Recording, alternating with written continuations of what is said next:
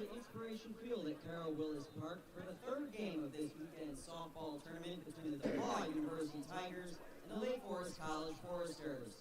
The NCAA promotes good sportsmanship by its student athletes, coaches, and fans. Profanity, derogatory comments, or other intimidating actions directed at student athletes, officials, team representatives, or other fans will not be tolerated and are grounds for removal. Thank you for your assistance in providing a positive atmosphere. Now let's meet today's starters. First for the Tigers. Leading off the right fielder, number 21, Libby Minobi. Batting second, the left fielder, number 42, Macy Cox. Batting third, the designated player, number 1, Alex Romero Salas. Cleaning up the first baseman, number 8, Katie Mathias. Batting fifth, the shortstop, number 5, Riley Hine. Batting sixth, the second baseman, number 88, Maddie Lockridge. Batting seventh, the center fielder, number 6, Mia Speidel. Batting eighth, at third base, number 2, Hannah Koffel. Batting ninth, the pitcher, number 45, Riley DePauw. The flex, playing catcher, number 4, Aaron Smith. And now, the starters for the Foresters. Leading off at center field, number 10, Kaya Mismatch. Batting second at third base, number 13, Cadence Dempsey. Batting third at second base, number 30, Kelly Collins. Leading off the right fielder, number 19, Emmy Nean. Batting fifth at first base, number 56, Kylie Chevalier. Batting sixth, designated player, number 5, Cheyenne Pelletier. Batting seventh, the left fielder, number 15, Brooke Switching. Batting eighth, the catcher, number 8, Paige Ratliff. And batting ninth, the shortstop, number 9, Haley Purgatorio. The flex, playing pitcher, number 71, Riley Stiles.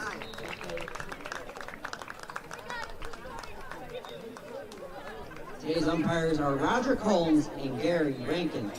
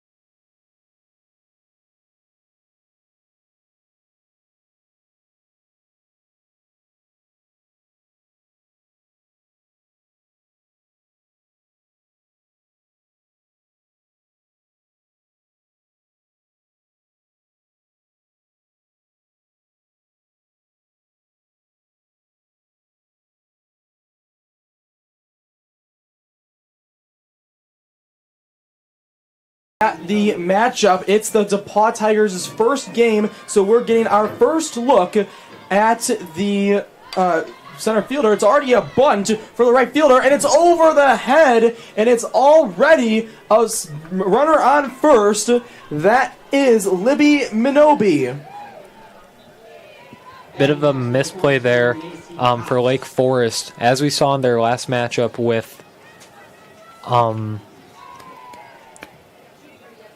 in their last game. I can't even remember the team that they just played, but they had a lot of errors on both sides of the ball. Already another bunt, and this one has no chance, and so that's called a single for Macy Cox, the senior from McCordsville, Indiana, and already a quick runner on first and second. This team's playing with a fast pace, Cody. Yeah, this is precisely how you want to start out the game. You get your players on the bases, load them up, and then you just have a couple of opportunities to drive them in. Easy. Junior senior from Bancroft, Wisconsin, leads the team with a 124 batting average, a 4-0 record, one complete game, 22 and 2/3 innings pitched entering today. Also a team lead. Smashing this one foul is Katie Mathis. But back to Stiles. Her 124 ERA, team high. She's got 8 Ks, the second most on the team, 4 appearances. Yeah, she's doing pretty good this season. She has 4 wins already, and she, not to jinx her, has no losses on the season. Definitely the pitcher you want to put out there after just having to play another game. You know, all of the teams invited to this invite other than Wesleyan have to do back-to-back games. So having someone that you have that confidence in to stand on the mound, take charge in your second game when the rest of your players might be a little tired, definitely a good idea for Lake Forest. So it's 2-1 for Katie Mathias, the senior from Shelbyville, Indiana, and she takes strike 2 to even the count at 2 apiece. Mathias, so far on the year, is a 400 hitter, which doesn't even land her in the top 3, Cody. She swings through strike 3 there. That's the second strikeout of the game for Stiles. Stiles on the season only has 8 Ks, and she's got 2 early. Like I said, Lake Forest doing a good job at controlling the pace of the game. Sure, they gave up a couple of hits early, but those strikeouts, they're going to matter, and they kind of have to dictate how they're going to let DePauw play this game. They can't just let DePauw come in, mash a bunch of hits, get an early lead, and then force them to play from behind, and there you go. And that's an easy catch right there. Straight back over to third to Dempsey for out number 3. No errors, 2 left on base. And so we go into the bottom of the first, and we get a first look at the DePauw defense. Today's starting pitcher for the Tigers will be number 25, Riley Deba. The sophomore from Mount Prospect, Illinois, is listed on the roster as a pitcher and a first baseman, but only 5 at-bats all year, 6 plate appearances because she's got to walk. But going back to Deba, her season is a 163 ERA, 11 appearances, 8 starts, 4 complete games, 1 save, 47 and a third innings pitched, 25 Ks. Cody, those are all team highs.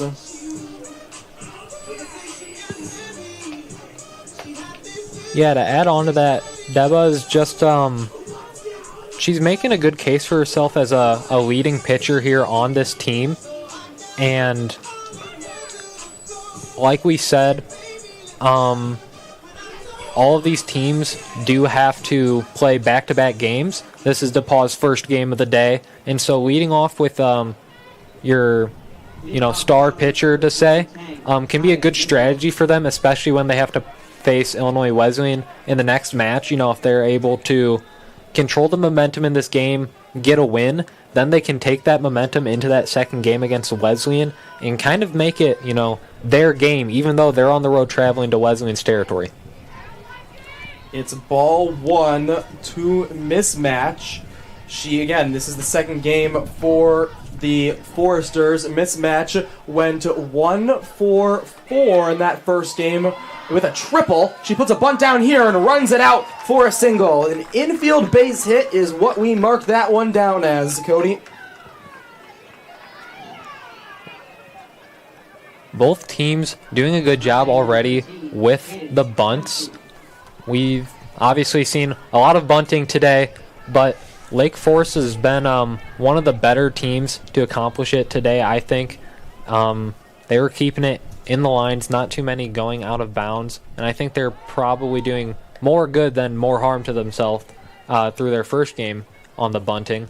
Obviously, it's a little more exciting when you see those big show-stopping hits, but the bunting's equally as important. It advances your batters, it gets people on base. And that one's ripped right down the middle of the field, and it's going to be a single for Dempsey.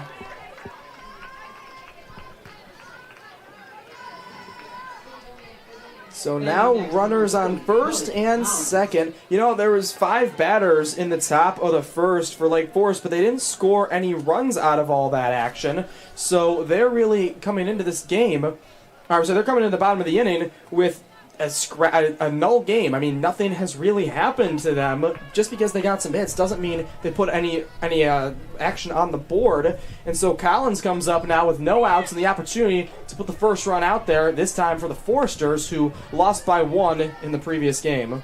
Yeah, a little bit of deja vu already if you are DePauw. This is exactly how the top of this inning started. You got 2 early hits to get players on first and second. Then the pitcher just gave them the work, controlled the game, and shut them down.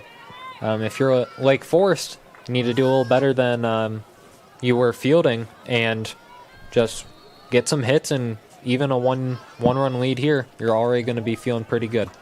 Well, Kelly Collins was 0 for 3 with a walk in the first game, and somebody who is a .281 hitter for this team, and again, a team leading 6 walks after that game, but somebody who's hitting just under 280, you're probably expecting to see her get a hit sometime soon. Right now, though, the walk leader might be trying to snag another one. It's a 3-1 count. One thing, speaking of walks, I noticed about this DePauw team, out of the nation, they have some of the fewest walks, as that's a strike to make it a full count. So, Cody, either the pitchers are just throwing them right down the middle against DePauw, or DePauw is an eager swinging team because they walk on a very seldom occasion. I mean, their walk leader on the team only has 2. And that's a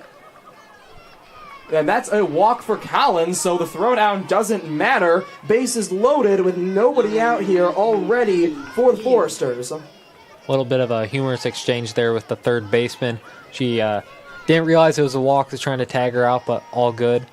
Like you said, not a lot of walks for DePauw. A very eager team to swing, and like I said, it can feel like there's a little more glory when you're getting those good contact, launching out to the outfield.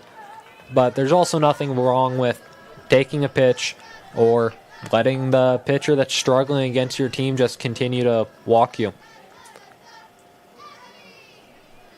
Here's the 1-0 on Emmy Nen, and it's now 2-0 on the junior from Durand, Illinois. Nen, in the first game of the day, went 1 for 4 with a single. She would like to get the offense going here. She made some great outfield plays, and now she's up in the count 3-0 and is perfectly fine with walking in an RBI if that's what DePauw chooses to do. And that one over the plate, so we get the first strike for Nen in this contest. And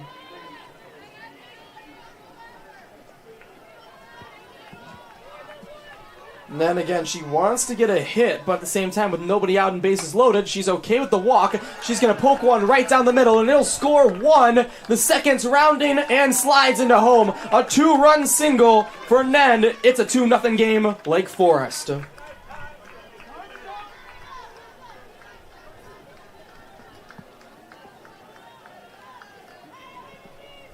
And Coach Joe Kinsella is out there talking with the field umpire, and now the home plate umpire is asking that DePauw does not meet within the field. Now the umpires are going to have a meeting. So first, Cody, we had a meeting between a Forester head coach and our field umpire, and now we have a meeting between the umpire crew after the DePauw infield was not able to huddle up in the circle. So we still have a call of safe, and nothing changes, Cody.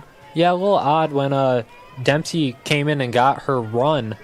She looked a little agitated, and a little curious what Lake Forest is thinking right now, what they're feeling. But they're obviously, maybe trying to play the mind games already. When you can take the lead, control your opponent on every side of the ball, it's just going to be an easy day for you. And so whatever Lake Forest is doing, I'm sure they know their plan going into this one, and it's probably already going their way if they've got a 2-0 lead. Kyla Chevalier is at the plate right now. She homered in the first game on the field, and it was over to third, and that's out number 1 thanks to the throw by Kofel. So 1 away for this team, but she advances the runners for the Foresters to now both being in scoring position, and it is the new designated player, the same designated player as before in Pelletieri. The position changes come up a little bit later. I was jumping the gun, Cody. In the first game of the day, she walked, she hit a homer, and she flew out twice. It's a 3-0 quick start for Pelletieri. Like you said, for a batter who has already homered today, maybe it's almost a blessing in disguise that there were so many balls being thrown to her. Walking her to first would have been better than giving up a run, which is what they just did with number 30 coming in. Well, you've got to pitch to them, and that's run number 3. So the first 3 batters of the game have all scored, and now Joe Kinsella back out there to once more have conversations. Cody, we had a lot of umpire conversations last game initiated by Wartburg College's head coach Jamie Mueller. Now they're starting from her opponent in that game, Forester head coach Joe Kinsella. Yeah, almost a little infamously with the spectators already. That Wartburg controversy, almost a 20 to 25 minute discussion about whether a home plate obstruction should have been called an out or not. Obviously didn't end up going in their favor, and now Lake Forest, maybe they know that they can work with these umps a little bit to get them to see their side of the story. I am curious to hear why they are hesitant to let DePauw meet in the... Well, they did let DePauw meet in the circle there, but I'm pretty confident based off of leading lips and also kind of understanding what happened on both plays. I'm pretty confident that Joe Kinsella does not like that the DePauw Tigers are standing in the baseline, and one has gone a little bit further up and one's gone a little bit further back, but I think it's that third baseman and shortstop that he has a current problem with. Again, don't have that confirmed, but that's kind of what I'm gathering up here in the press box. As to the plate, it's Brooke Swecki. She hits this one, a blooper. It's going to go into the glove in right field. Nobody moves thanks to the catch by Minobi.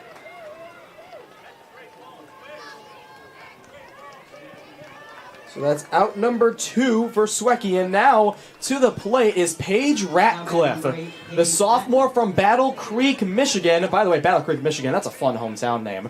Battle Creek, Michigan native Paige Ratcliffe did not play in game number 1 against the Knights, but she is the starter behind the plate today as she swings through that one for strike 1. One of 2 changes in Coach Kinsella's roster, and the second change comes in the 9-hole, which you'll see either in a moment or in the top of this next inning. Ratcliffe only has 3 hits so far on the season, but on those 3 hits, she has 5 RBIs.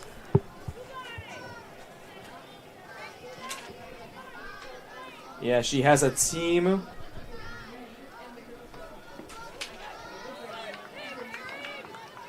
You are correct. She's got 5 RBIs, a .250 batting average with the team's only triple entering the weekend. However, Miss Mash got a triple last game, so she shares the honor with her leadoff hitter. This one's fouled straight behind us. Catcher tries for it, and it's too far out of play, so it's given up by Smith. 2-2 count here with 2 outs in the bottom of the first.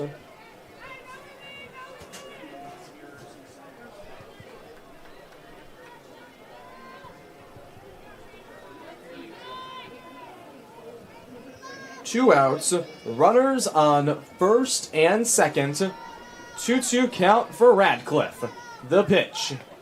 And it's low. It's going to be a decision time pitch. You know, one of my friends over at Bradley, his grandma said this to him, and he used it on all the Bradley broadcasts I called with him. A full count means it's a something's going to happen pitch. So drop your phones and pay attention, because something's going to happen. And right now it's a pop-up. It's in foul territory all the way from third. It's caught by Hannah Kofel for out number 3. Well, an eventful top of the first as 3 runs score for the Foresters. And we'll be right back for the top of the second after a few short messages. You're watching IWSports.com. At NCAA Championships, noise is made here.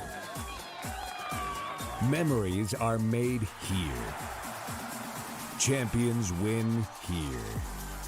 The only thing missing here is you. The NCAA Division III Softball Championship coming to Bloomington, Illinois this May. Get your tickets today at ncaa.com/tickets.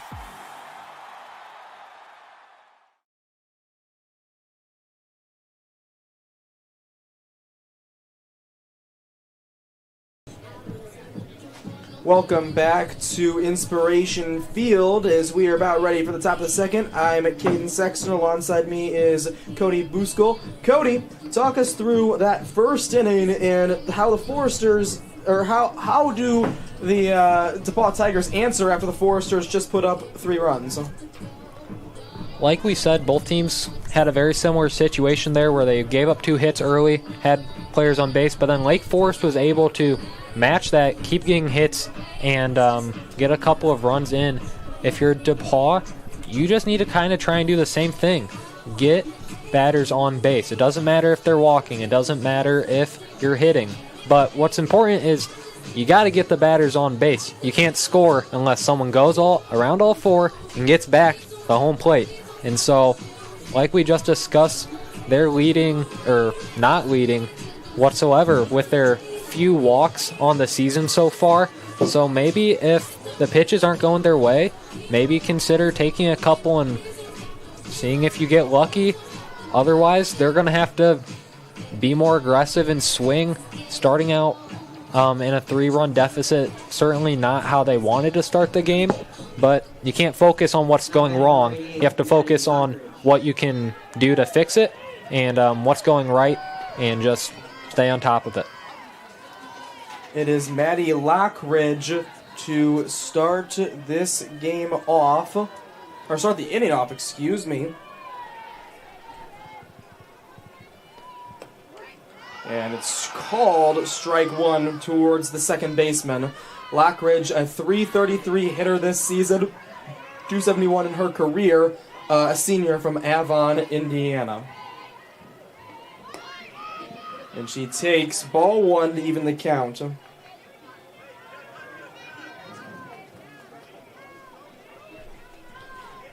Now, Lockridge is somebody who, she might not put up the flashy numbers, but she's going to hit .271 in her career. She's going to hit .333 on the season, and nonetheless, she's going to just make those at-bats count and be an everyday second baseman. Looks at that one, so it's 2-1 on the high ball.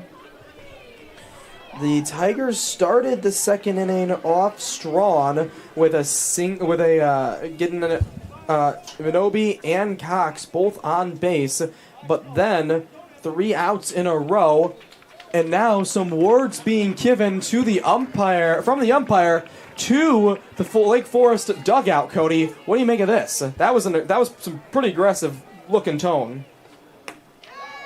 Yeah, I'm not exactly sure what was going on there. Lake Forest must have been unhappy about something, but like we've said, these umpires at Inspiration Field today have been kind of getting the work.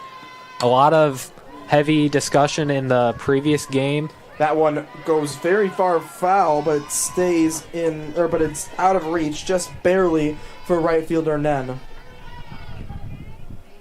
I think the umpires, they just got to remember, they're in charge. They're here to do their job, and they're trying to work with these coaches, but they need to not be afraid that if someone's giving them the business, to remind them to lay down the law and just play the game. That one fouled straight back. You know, we've talked all night about how DePauw still, they thought they were going to play at 3 o'clock. They didn't get to play until after 5:30. And so the last team in the tournament to get the chance to play, this one's hit into the outfield left center, and it's out of the glove. That one was in and out of Swecky's glove, and it's going to be a 3-base hit. I'm not calling it a triple because that's an error if an error's ever been made. Yeah, literally, let's watch the replay here. Hits her right in the glove, and then her teammate almost is able to bobble and catch it, but yeah, I mean, that's an error, obviously, but as we were just saying, not a lot of players on this team have hits where they end up on third base by the end of it, so it's very, very interesting to see after we discuss that we just watched one. And I mean, it was a great swing. It was a powerful swing. It was a good swing. It just didn't have enough of a drive. The wind is slowing down compared to what it was earlier. But I mean, you take advantage of those and pop up to second. So not taking advantage of it quite yet, but that doesn't mean they won't eventually. As that is out number 1 in the inning. The out was awarded to Mia Spidell. Now it's Hannah Kofel, the third baseman, up for the Tigers. You know, the thing I was trying to point out when I was talking about this being DePauw's game, we also had the same umpire crew for the first 2 games. This is a new crew for game number 3. So they've had all day of not doing much, as well as a delay before they got some action themselves. So.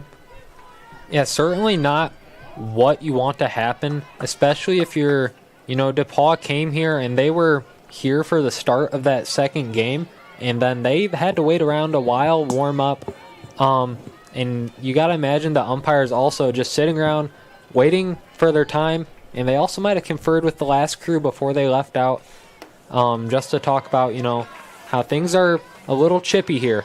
Things were getting a little chippy, too, in that initial Illinois Wesleyan game.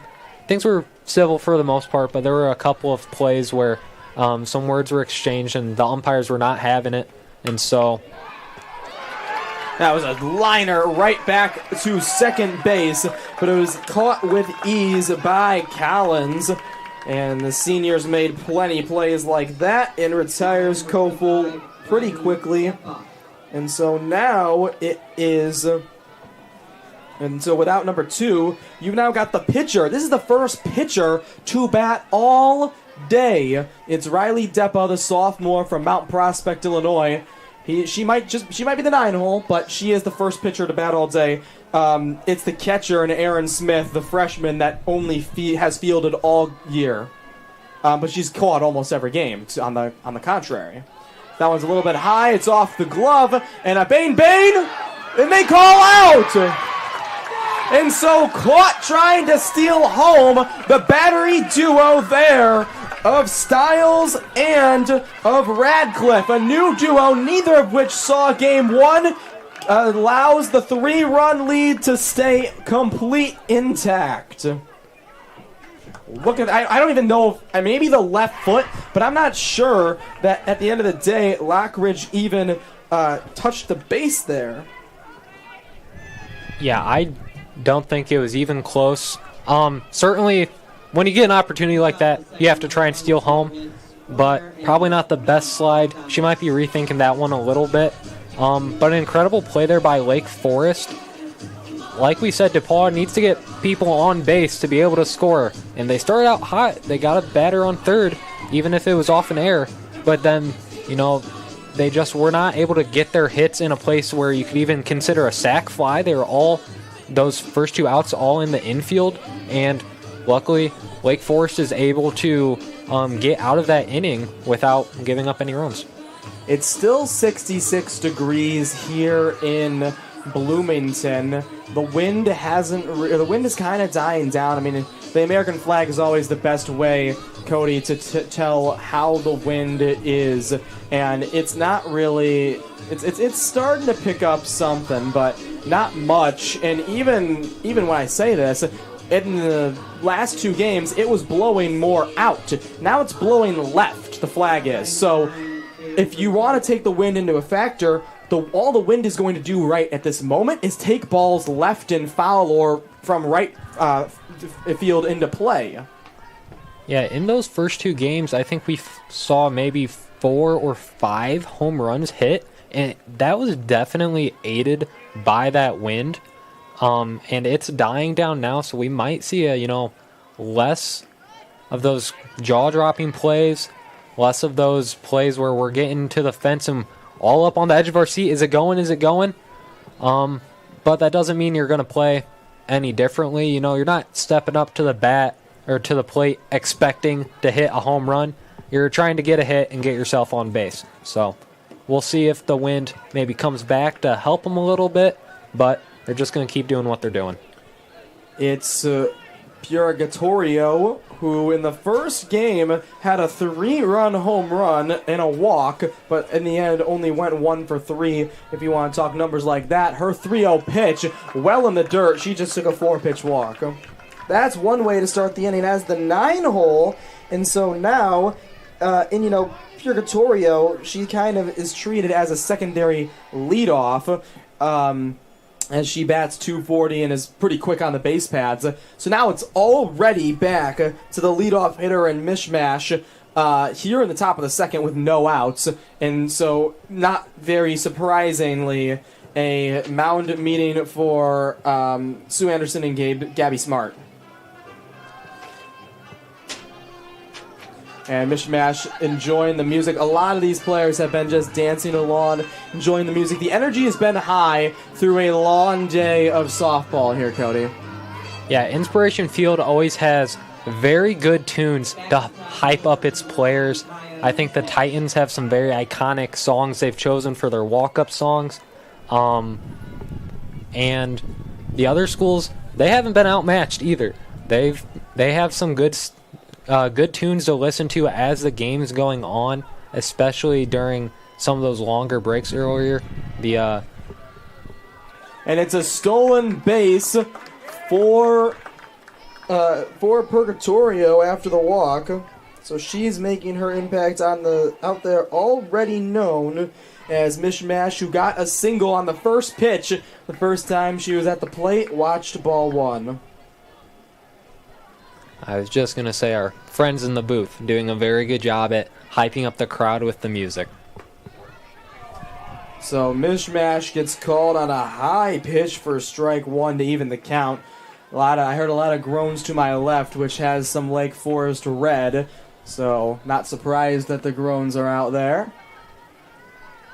As here's the 1-1 pitch. She puts down a bunt. It's successful. The ball went nowhere. It died in the turf. And it's going to be off of the throw a run score. So that's a single with a run getting home for the Foresters. And we're already looking at a 4-0 game. Like we mentioned at the start of this game, errors have kind of dictated this entire day of softball.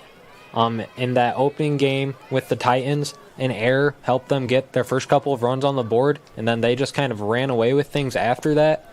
In Lake Forest's first game, there was a lot of errors on both sides of the ball, and while it made it a little fun to watch for the fans, I'm sure it was very frustrating for the coaches. And if you're DePauw already with 2 errors, ooh. And they're testing the arm early of the freshman in Smith, and Aaron Smith, and another stolen base, this time for the leadoff Mishmash. Mishmash came into the game with 12 stolen bags on the season.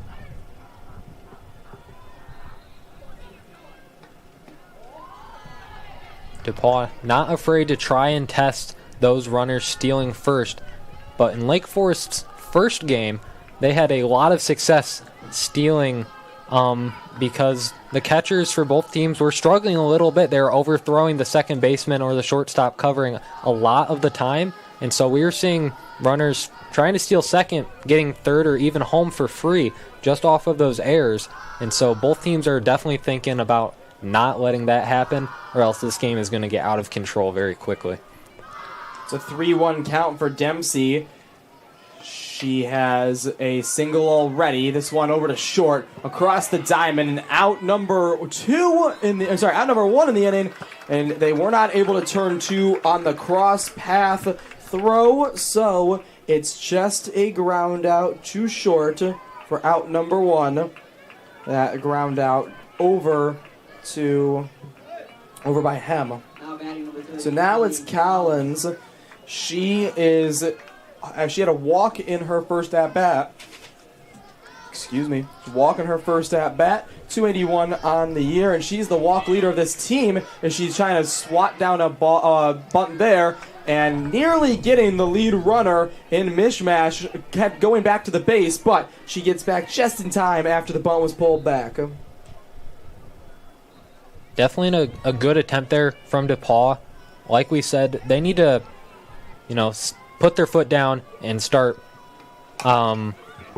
This one's a little blooper, but it goes into no man's land. And so it is a RBI single for Collins. It's 5-0 Foresters. Well, the outfielder almost, scooped up the ball there, and I don't think it would have mattered too much if she got it on the first attempt. Struggled to pick up the ball and gave the runner just a little bit more time to get into home. And those are just the kind of small mistakes that, while they might not be errors, they're not helping you out. And it's those kind of small micro mistakes, I'll call them, that are going to keep you from mounting a comeback with now 5 down. So it's Emmy Nean, the junior, who's at the dish. She's got a single in her first at-bat.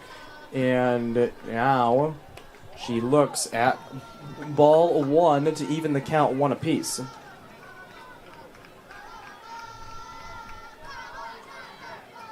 You can hear the cheering.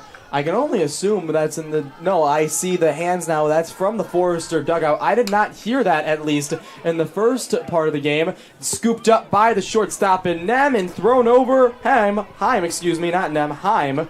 Nem ran over to second. Nen ran over to first. And so out for Nen, and 2 away for the Tiger defense. Yeah, opted for the play at first there.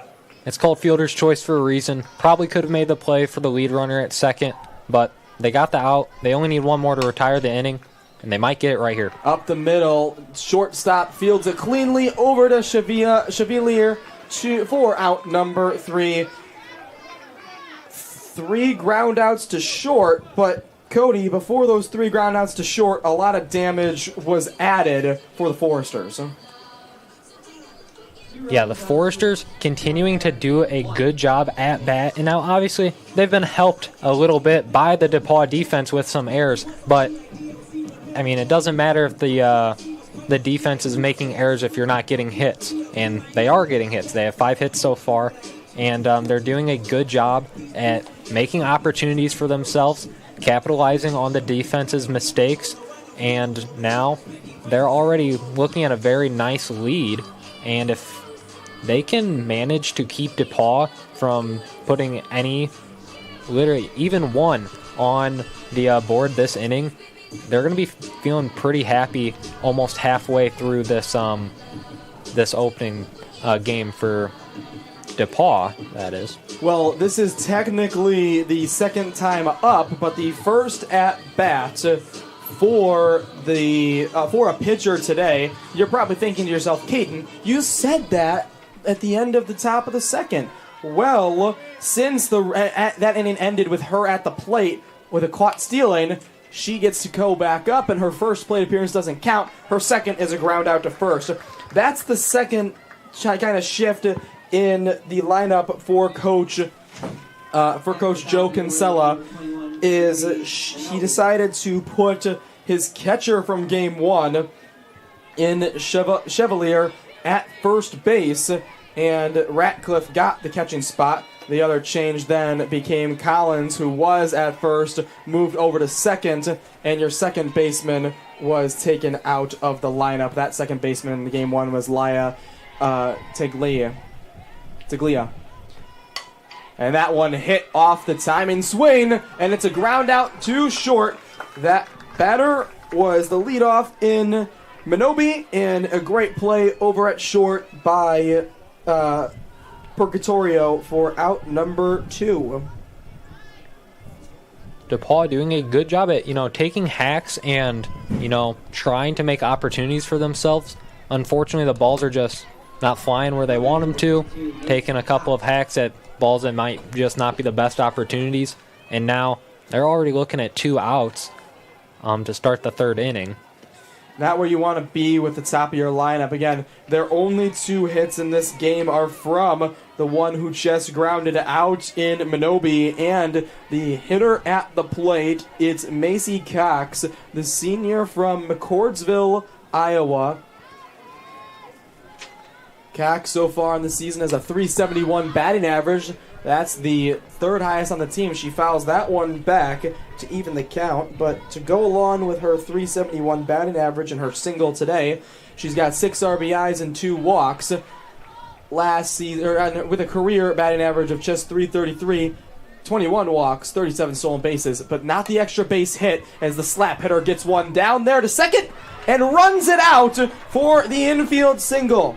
No fault there. I mean, it was an awkward slip over at second by Collins. She moved from, as we already went over, Cody, she moved from first to second, and, that's making an awkward throw, but it's not an error. That's just a good placement and some great legs over there by Cox. So that one's high for ball 1 on Alex Romero Salas Jr., the junior from Philippines.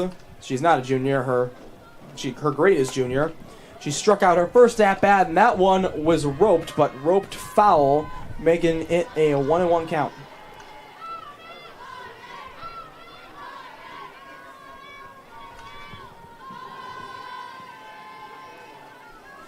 So here comes the 1-1. She fouls this one back again, and there it hits the net. So doesn't matter on the catch because it hit the net first. It's a 1-2 count.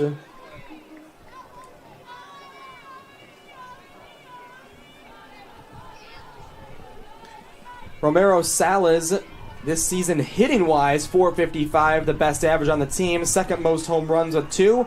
Third most RBIs with 11. She puts one in play. That's in the gap for another hit. That's why she's hitting just over .450, Cody.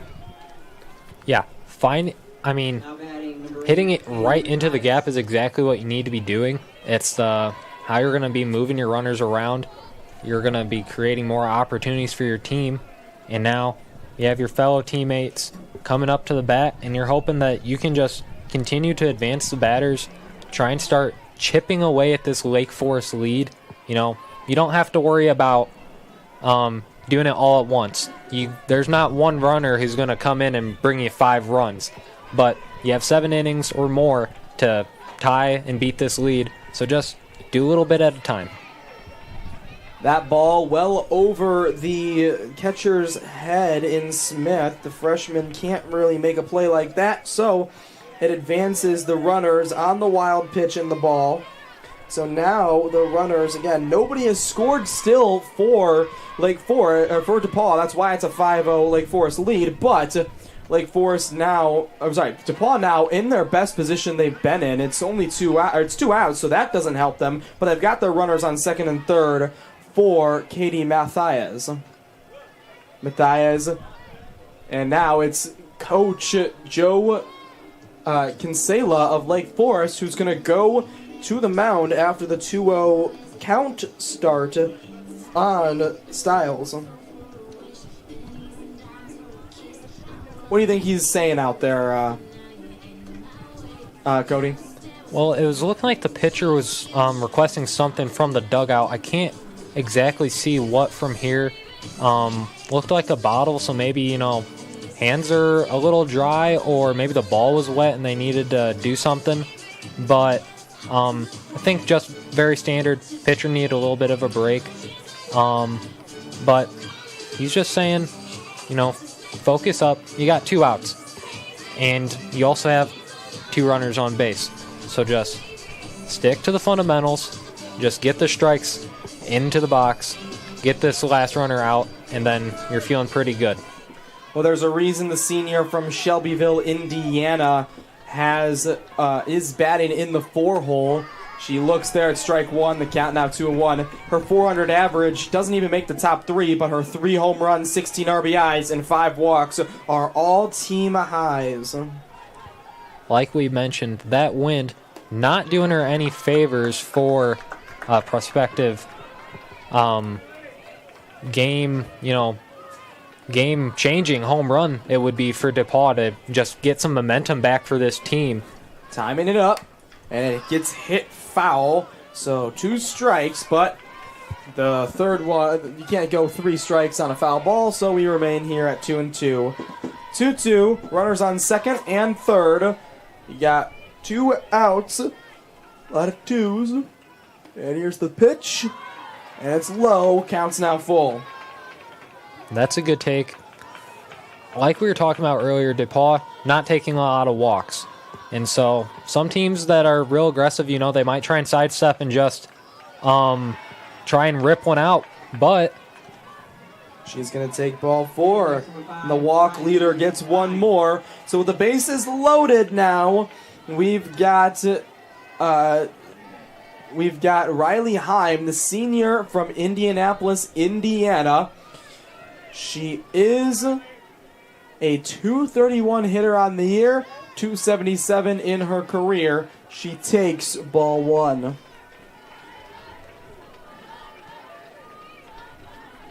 She lined out to the third baseman in her last at-bat. This one's a high-towering foul ball.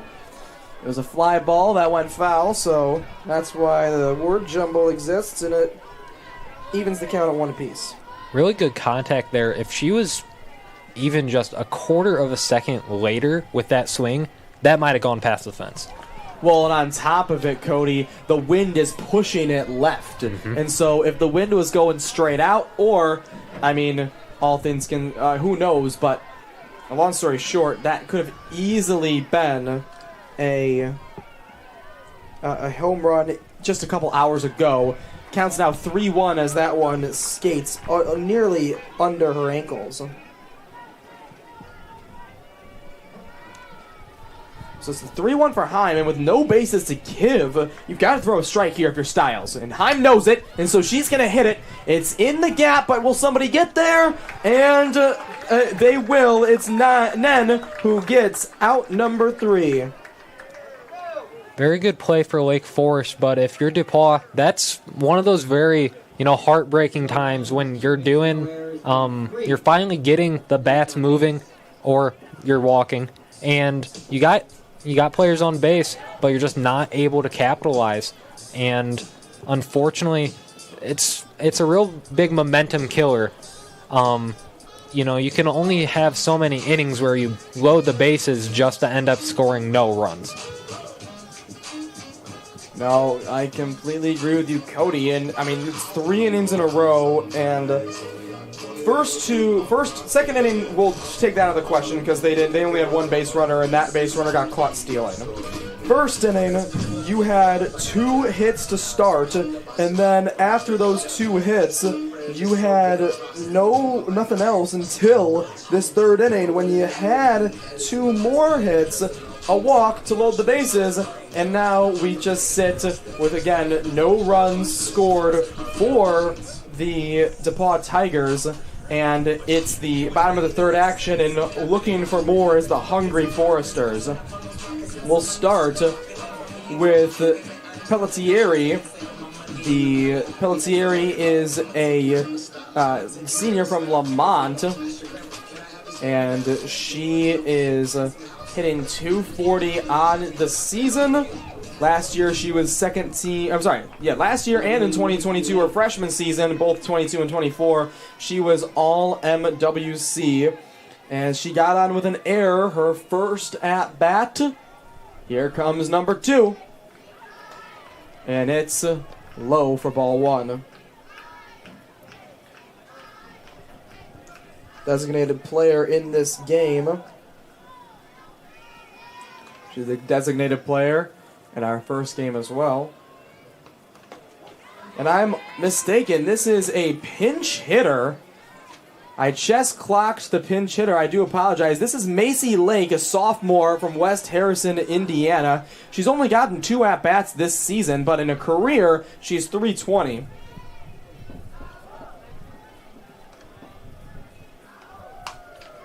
And that's a hard hit ball over to short, and it's grounded out for out number 1.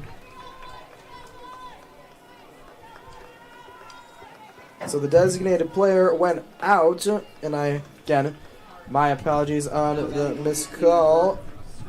Now Swicky back to the dish. She did play, yes, in the first game, and she did get an at-bat already that I am confident on. She flew out to right field.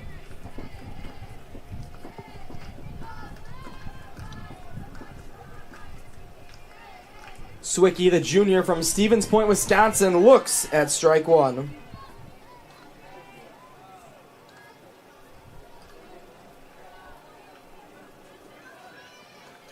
It's a little hazy starting to get out there, Cody. Is it just all the heat in this box, or? Yeah, it does look like it's starting to get a little darker outside. It's hard to tell if that's just with the sun beginning to kind of set. The lights are turned on here at Inspiration Field, but I do agree. I think it's getting a little cloudy here, a little hazy. We did have about an hour of rain earlier between the first and second game of the invite, which ultimately caused a delay, one of the reasons why this game was pushed back so late. So maybe we're seeing a little bit of it coming back. Looking at the radar right now, not expected to have any more rain today. Is there rain in the forecast for tomorrow, Cody? Because we still got 4 games of softball left to go tomorrow. This is just game 3 of 8 in this tournament. Looking at the weather for Sunday, there is about a 35 to 40% chance of rain, actually thunderstorms tomorrow starting around 2 p.m. And that 2-2 pitch gets called for strike 3. And so a K on Swecky delivered by DePauw. This is obviously what you want if you're DePauw. They're struggling through those first few innings. And so the pitcher kind of stepping it up here. You know, she trusts her team, but she's also able to put the team on her shoulders and just kind of swing this momentum back in their favor, just try to do anything to shut down Lake Forest and just get things turned around. So a foul ball on that first pitch for Ratcliffe. We talked about how the catcher did not play in game 1 for Lake Forest today. Ratcliffe popped out to third baseman her last time at the plate. She popped that up nearly all the way behind the plate, and it was the third baseman in Kofel that came all the way over to make from third to the home plate to make that catch. That's something a junior from Indianapolis, Indiana is going to do. She's winding the ball, and it's a 1-1 count now for Ratcliffe. She'd like to just knock one in the gap. Instead, it goes to short. It's fielded it's fielded cleanly, but it's thrown way over the head of first baseman Katie Mathias. So Ratcliffe's just going to take her gift of an error and stand on first. And those are the kind of things that, you know, can take what was otherwise a pretty solid inning and give Lake Forest an opportunity to just continue to hack away. If that ball was just a little lower, then Lake Forest would be retired. We'd be heading to the top of the 4th. Instead, now we're sending number 9 for the Foresters to the bat. Yeah, it was Kaylee Purgatorio now. There was a brief delay there. The umpire had some words this time for the DePauw dugout. So now he's given some warnings, or at least said something to both of these two sides. Wind, not really same factor as it was at the start. It's just kind of there. It's not really going to move a ball incredibly.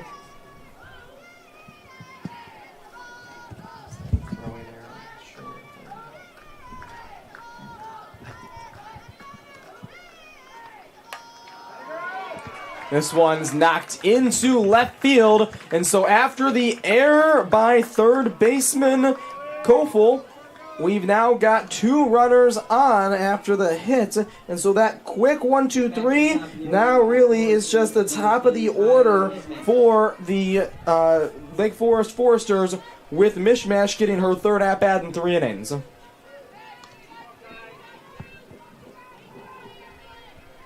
I mean, eventually she can't bat in the game, right? I mean, she's 2 for 2, but eventually she's going to have an inning where she doesn't bat. Exactly. Lake Forest can only, get through their lineup so many times before DePauw finds a way. And hopefully she's going to poke one right past the shortstop, and it's going to be an RBI single for Mishmash. 3 singles, but that's the first run she's driven in, and it's 6-0 Foresters. And like we said, the Foresters continuing to do a good job at the bat, but a lot of these runs are being hand-wrapped and gifted to them by DePauw through errors. That error just a couple of batters ago at first has now given them, given Lake Forest another run.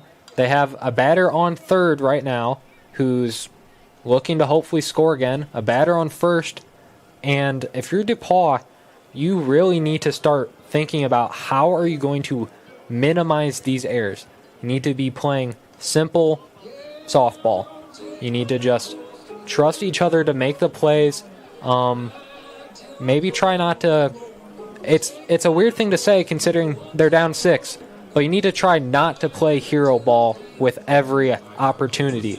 Sometimes just getting one batter out is going to be better than getting one batter out, trying to stretch it for a double play, and then you actually give the batter 2 free bases when you accidentally overthrow. Well, that timeout was actually called by Joe Kinsella, not a mound meeting for DePauw.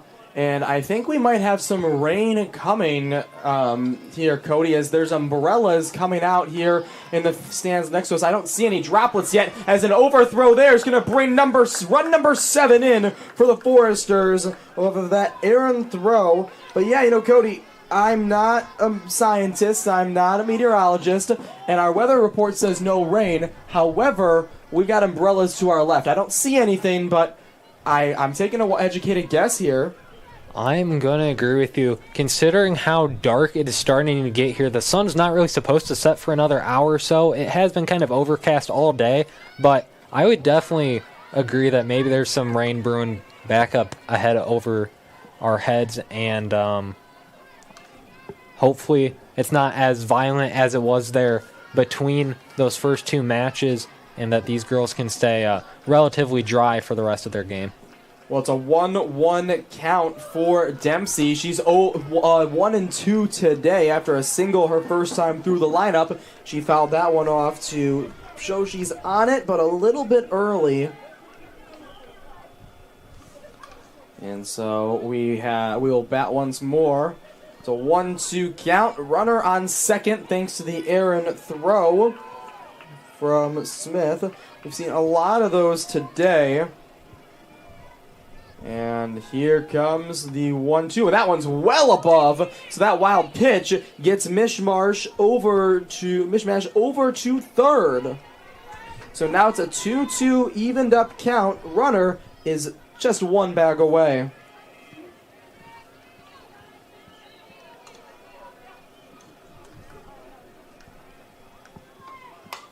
This one hit hard. It's down the line, and it is called fair. So it is a single for Dempsey. That one riding the line. Let's see if we can get a replay here. Look at that one. Yeah, the head coach for DePauw would like to challenge that one, and I didn't realize until just there we had a pinch hitter. That was Nicole Marquois, the sophomore from Palatine, Illinois. Marceau. And yeah, I mean, I thought that ball was fair because it hit the last time it hit the dirt or the turf was in fair territory, and then it went over third base, and so by the rule that is a fair ball. And so they're going to make the argument, but I do think that's fair. I'm going to have to agree with you. While it was definitely very close, if it goes over the bag, it's fair. It bounced right in front of it and then went out. I think it's going to be called fair. And they call it foul. I'm surprised by that, Cody. I won't lie to you. I'm surprised, too. Maybe after this at-bat we can look at the replay again, but it's fouled straight back, so we'll keep things 2-2. But yeah, I didn't... Sorry, folks at home, that I did not realize we had a pinch hitter in this one. But nonetheless, we play on. I don't know. I thought that was a fair ball, but again, that was off of the... I didn't really get a good look at the replay. I was more off of the live action. Considering how quickly that review process went and it didn't really seem like too much arguing from either side, I think they agreed that it was close enough that even if maybe it was, that they were willing to flip it. And if you're DePauw, it might just be the break you need. One strike away, hopefully, from retiring another tough inning.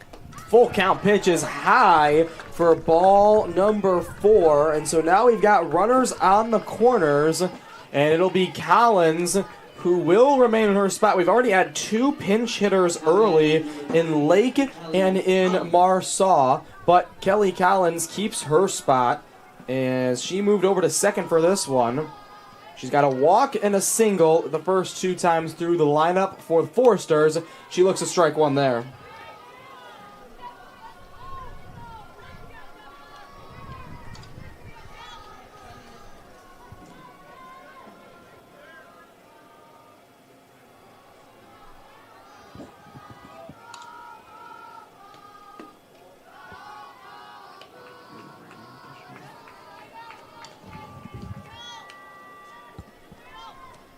One to Collins.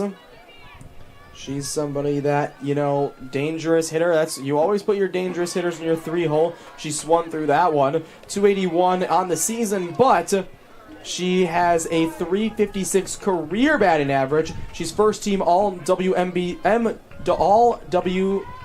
MWC. If I say the letters right, it sounds good. All MWC, all 3 of her seasons. As she watches that one to even the count at 2.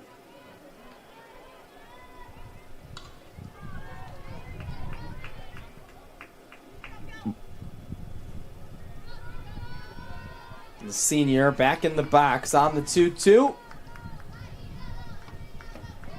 And that one's called a ball. They wanted to do a pickoff at third, and the full count throwdown gets the runner over to second. So now both runners are in scoring position for Collins. The wind is starting to go back straight away, Cody, and we are misting again here at Inspiration Field. The full count pitch, and it's called strike 3. So the inning ends off of the looking strikeout. Definitely the time to get that inning over with if you're DePauw. Not at all how you want it to go, starting with 2 quick outs, but then that air just breathing life back into Lake Forest. You could have been looking at a 5-0 lead, but instead, because of that air at first base with the overthrow, it's now an 8-0 lead. And at what point do you start wondering, can DePauw even get back into this? Looking at some of their last games that they have won, typically they are the ones coming out with a lead and then maintaining it through the game. I'm pretty confident it's still a 7-0 lead. That run never scored because of the foul ball that got called back. Yes, I think you're right. We have it correct on our stream with a 7-0 lead for Lake Forest, but the scoreboard incorrectly stating 8-0 at the moment. And so it'll be the second baseman and Maddie Lockridge to the plate, the senior from Avon, Indiana.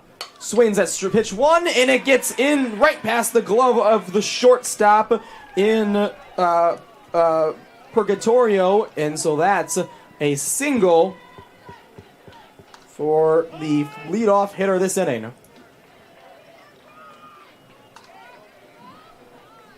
And so, are we already making more pinch hitting moves? I think we are. DePauw is about to bring out Ella Kenster. Ella Kenster, I'm surprised. I was shocked she did not make the start. You want to know why, Cody? Second best batting average with 409. Second most doubles. Second most RBIs with 12. Most home runs with 3. And most walks with 5. She's been the offensive powerhouse. And I get it, everybody needs a day off as well. However, nonetheless,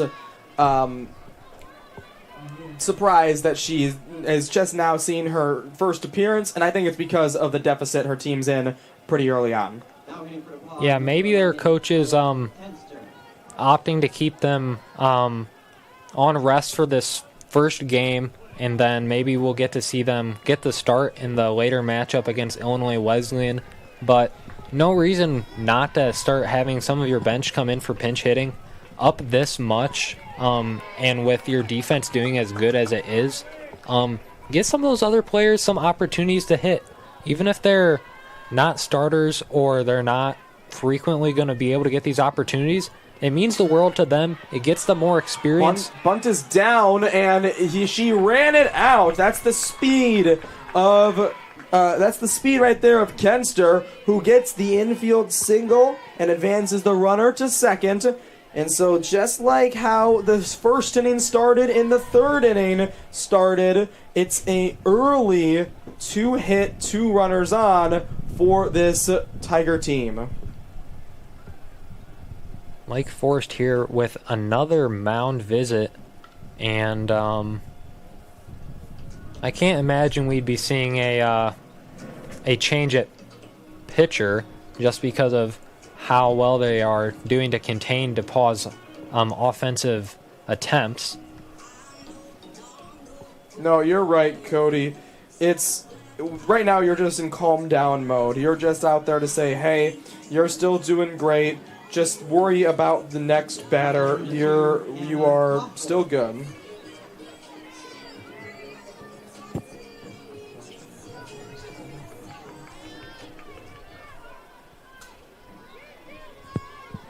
So the batter remains Kofel. She puts down the bunt, tries to run it out, and she 50-50, but doesn't matter because it's off the glove. And in the outfield, that's an E3 that puts her on first, and it's a first run scored for the Tigers as Lockridge got all the way around from second. It's a 7-1 ball game. Finally, the Tigers managing to get a run on the board, and very similarly to how Lake Forest was getting a couple of their runs on the board from errors, this time Lake Forest gifting DePauw the run, and it's just one of those opportunities you have to take advantage of. Now DePauw has another runner on third, possibly to come in to score another one if they can get some more hits. And if you're Lake Forest, you just need to, take a breath. It's just one run. You're up by 6 still, so don't go into panic mode. Just continue to pitch well, which you've been doing all game.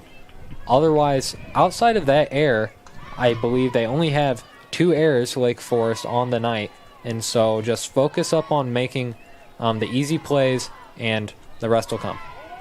And so now it's a pickle for Kofel at home, and then a bad errant throw scores the runner in Kinster, and she's going to get all the way over to third, and then another errant throw, but because the left fielder was there to back up, we got she will stay at the bag. Cody, my goodness. I'm going to go out on a limb and say here that is not simple softball. That is kind of trying to go for a hero play there when you're still up by 6. I understand, if you truly, truly believe you can throw the runner out at 2, sure, go for it. But you have 0 outs on the inning, and you have a runner in scoring position. I just don't think that was a very good choice there by Lake Forest, and I wouldn't recommend they keep trying to do plays like that if they want to maintain their lead.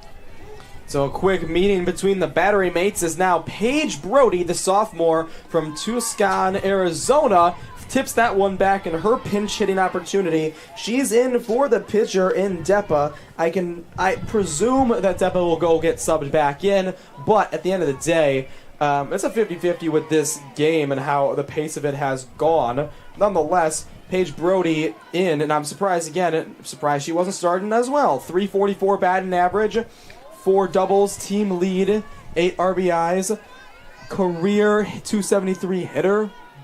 So she's having us above a better sophomore year than freshman year, as 2-1 count for her. She hits this one right down the pipe. It's an RBI single.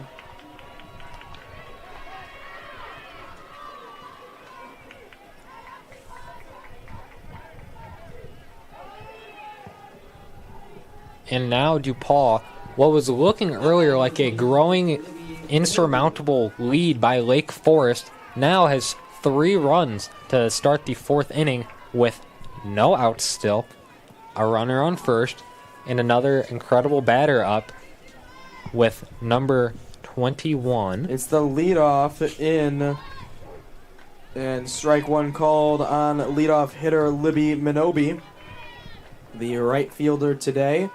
She's from Fort Wayne, Indiana. She does put this bunt into fair territory over to first, and that is out number 1 in this inning. It doesn't feel like out number 1 with how long it's gone, Cody, but nonetheless, that's the first one. The first batter the Tigers have conceded. Now batting number 42, Macy. That was, very standard play. I'd say simple softball. Exactly what they need to be doing. There's a good sack bunt. You advance the batter, but still a good play by Lake Forest. Got the force out, and they just need to do it again.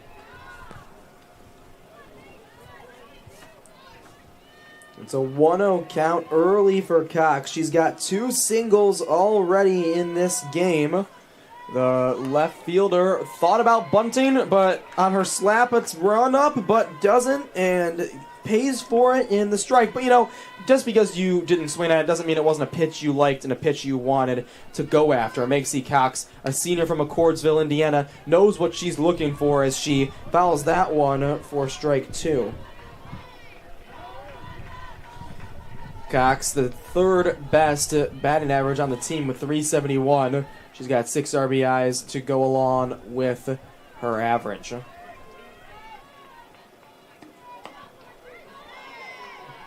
Doesn't like that one, and so does the blue, so it's 2-2.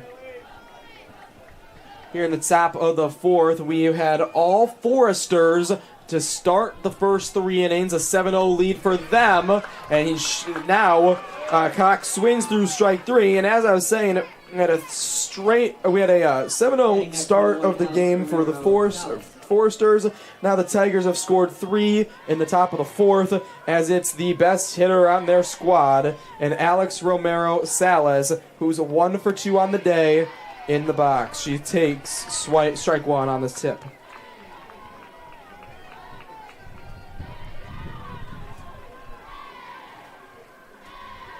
It's a missed out here in Inspiration Field. A grounder to short, cross the diamond, and it's an errant throw again. That's another one, and it scores another run. That's an error by the shortstop, and so the inning goes on, and the 4th run crosses the plate. Another overthrow there. Yeah, your Lake Forest, this is about the time where you start realizing that you need to focus up a little bit more. Obviously, every single play is important, but plays where you're giving away free runs by committing errors, I'd say those are the kind of plays you need to think about a little bit more and make sure you're not continuing to do those. So it's Katie Mathias, who's already up 2-0, as Romero Salas already over to third base. She got over to third. So that ball a little bit low, and so count goes up to 2-0.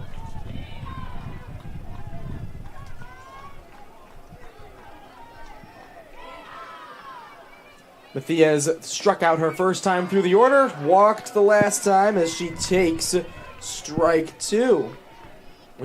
one to make the count 2-1.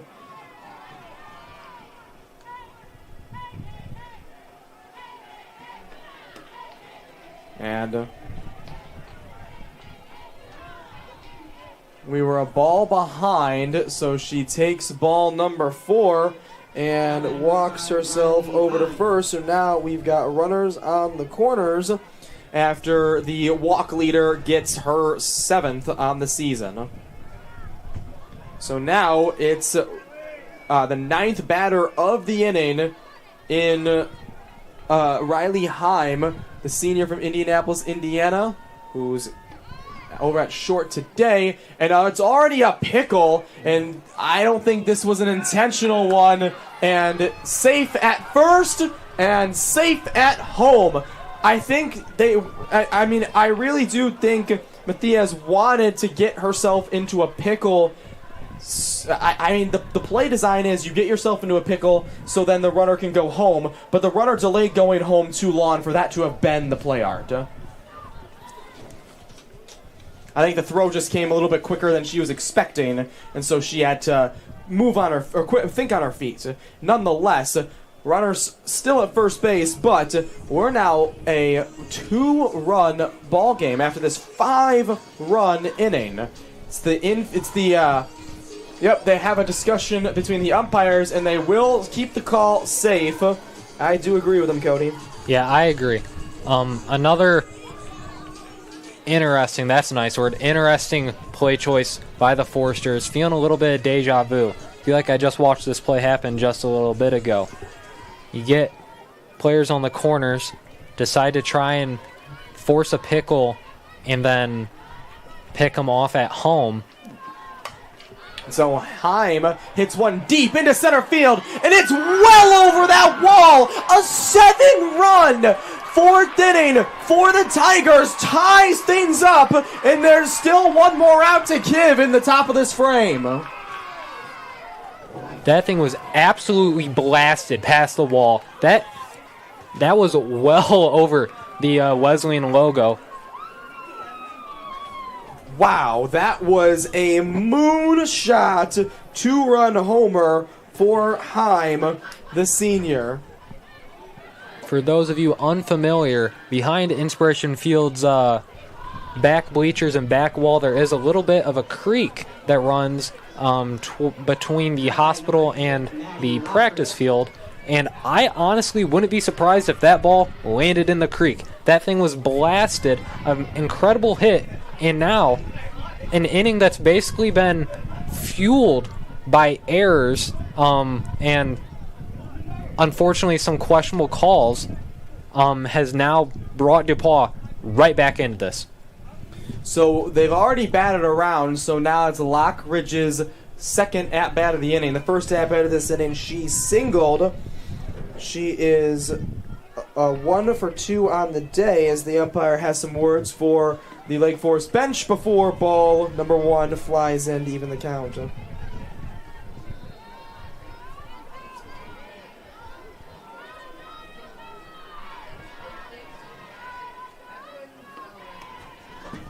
And the rain is picking up a little bit more here at Inspiration Field as we've got a, not sure if that last one was tipped or not. If it was, it would be a strike. If it wasn't, it would be a ball. Waiting for our umpire to say something. Well, right now we ride with the 1-1 count that we know. This one's fouled, so it's at least 2 strikes, not 2 balls and what have you.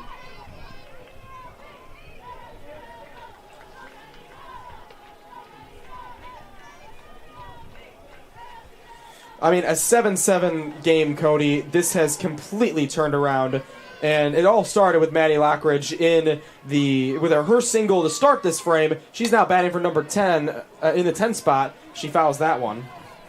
Yeah, like I was actually going to lead off this inning saying, DePauw typically does not play from behind in their wins.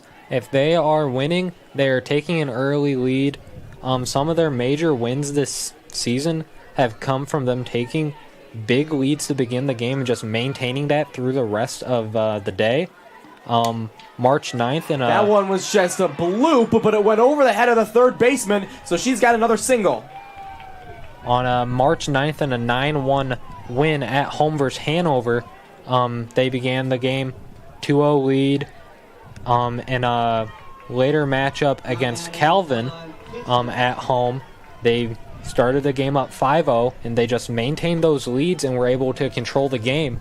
Now DePauw showing that they're also able to play from behind, and this is just important to see if you're a coach, I feel like, knowing that you also have a squad that is able to battle through adversity. Now that they're caught up, I feel comfortable saying that those first few innings were ugly, but they're back in this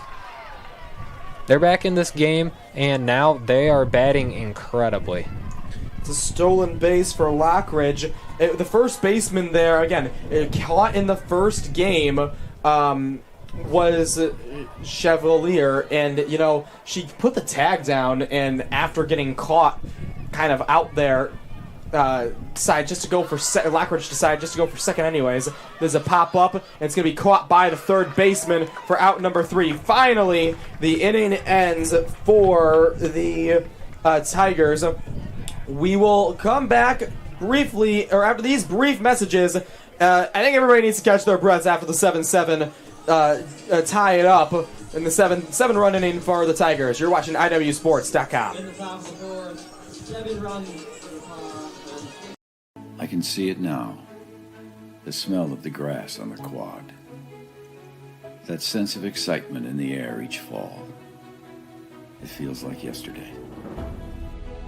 While I'm no longer 18, I know there are students out there ready for an opportunity like I had.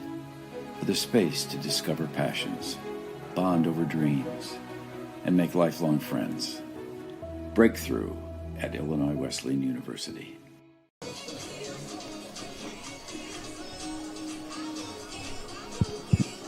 It's a new pitcher for the DePauw Tigers. It is Izzy DeVoe. Izzy DeVoe, an 8.69 ERA this season. She's a freshman from, I'm never going to get this town right, so sorry if your family's listening, Ypsilant, I don't know what you want to say, Michigan. Everybody at home can try it. It's Ypsilant, so the end is pretty easy, but she's from Michigan. 8.69 ERA, 1-1 record in 5 appearances, 9.2 innings pitched, 5 walks, 6 Ks. Cody, 7-run top of the fourth. It's really turned this game around. Yeah, DePauw has completely turned this game on its head. I'd have argued that they completely turned the game on its head if they had a 3-run inning, just to show that they're still competing. But to go out there, completely capitalize on all of the Lake Forest errors, misplays, and tie this game in just 1 inning, shows that this one is far from over. And so Depa's day is done. I got the prediction right. And so we've got some scoring questions here in the rain before we continue on with this one.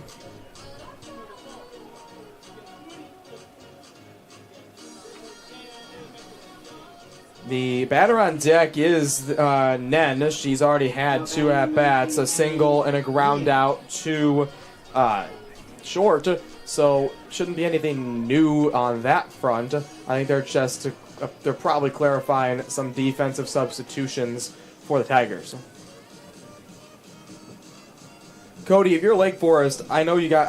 Besides the simple answer of get a run and get hits, how do you respond to that top of the 7th? Or 7-run top of the 4th. I know you're going to hate me, but I think they need to get runs and hits. Really, the main thing they need to do is just focus on not panicking. It's easy. I'd say almost expected to want to hit the panic button after giving up a 7-run inning on defense, but it's offense now. It's a different side of the ball. You know, golfers, they like to say every shot is a different shot. It's a new shot. You just have to get the old one out of your mind. You know, if you slug it off of the tee box 5 feet into the creek, get it out of your mind. Now, it's a new opportunity, and they just need to take these opportunities. And if you're... I kind of drove that thought right into the ground there, but both of these teams are definitely still in this ball game, and I'd reckon to say the one that's going to pull ahead is going to be whichever one just stops making the errors. Errors have kind of fueled this game so far. Looking at the stat book, it's a lot closer than you maybe would have felt. Both teams with 4 stolen bases, 22 at-bats for DePauw, 18 for the Foresters, and the errors, 4 for DePauw, 3 for the Foresters. It's a pretty close game, and all things considered, especially when you think about how rough that first 3-inning stretch was for DePauw. A big hit there, and it's going to go off the wall for Emmy Nen. She thought about second, but the throw came in pretty quickly, and so Nen's got a stand-up single and already starting things off quick for the Foresters' response. Now batting number 66, Kyla Chevalier. Chevalier up for the Foresters. She grounded out. She's 0 for 2 today.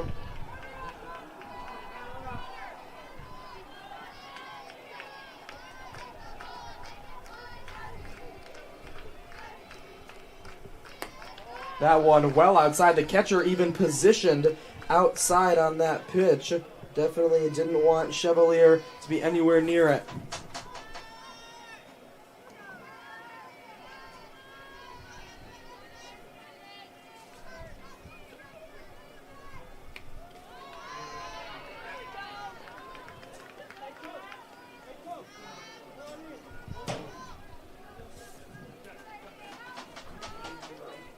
So the rain, I can't really tell if it's slowing up or not, but the wind is coming back with full force, and it's at the spot right now where the wind could take a ball out of this park.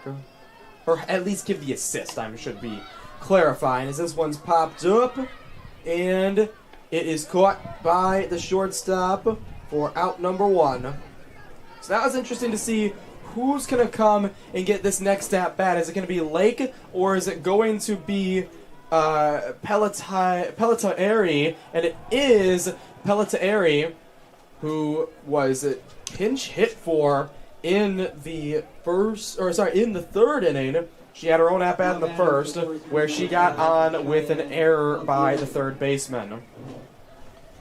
So far this season, she's hitting .500 with a career .333. She's got the team's best entering the tournament team's high in doubles with 3. She's already got 2 home runs, 5 RBIs. With her career, she's got 16 doubles, 7 home runs, 48 RBIs, and 14 walks. As we mentioned, that wind is starting to pick back up with this batter who's hit 3 home runs so far this season going into the day. we could maybe see the fourth coming right here. The wind blowing from the south about 13 miles per hour right now, with gusts up to about 29 miles per hour. Just a little under what you would expect to call a very windy condition for baseball or softball, but it's still going to make a difference. And so if she can just get some contact in there, we might see this one fly. That one fouled back, evening the count 1 apiece. You know, Caden's now up here with weatherman Cody instead of color commentator Cody, I guess. 1-1 count, and that one well too high, and then just kind of keeping her spot over there warm at first base. She's been there for a minute and didn't really feel like leaving after that high pitch. Continuing my weather coverage, it's now feeling like a breezy 57 degrees out there with this wind making it a little colder. That one fouled out. So the rain's kind of gone away here. I see all the umbrellas put away and a lot of hoods that were up are down.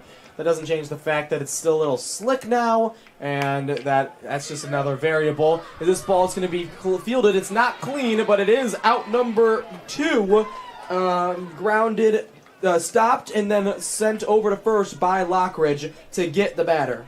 Speaking of slick, a little slippage there on that play, but they were able to make the throw to first either way, get the out, and it's the little things, you know, those little pieces where things could have gone wrong, but they didn't. Just gives you a little bit of confidence in yourself, and I think that's exactly what DePauw wants right now. They want the confidence. They just had a good inning, top of the 4th, and if they can get through this defensive possession without giving up any runs, they're going to be feeling very good. Swicky takes strike 1. She's 0 for 2 on the day, or in the game. Would love to do something with this at bat, but first off, she takes the ball number 1.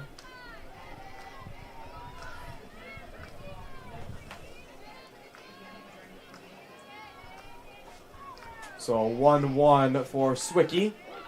And she takes strike 2. She's not very sure why that one was called a strike, but nonetheless, she's now down in the count and's got work to do to stay alive.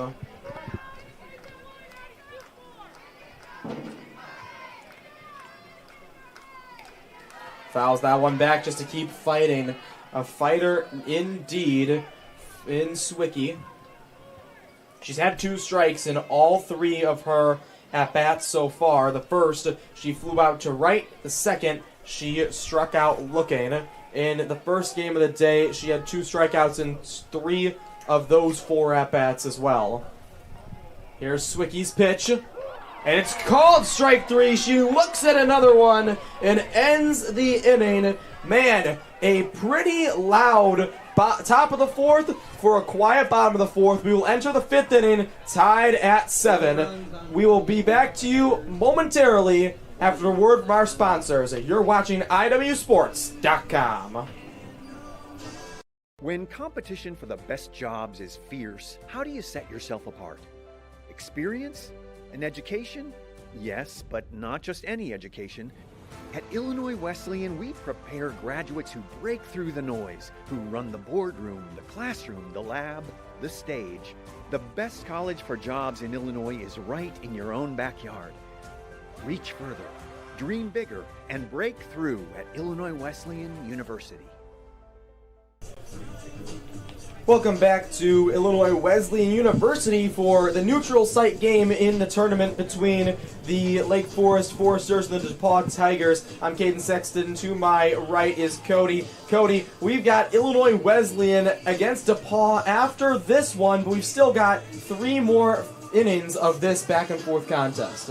Yeah, this one certainly not over. DePauw showing up in that 4th inning after starting the game with 0 and giving up 7. They go out, utilize a couple of lucky breaks, but also some incredible hits to put up a 7-run inning, and then to tie it off with a bow, they hold Lake Forest to 0.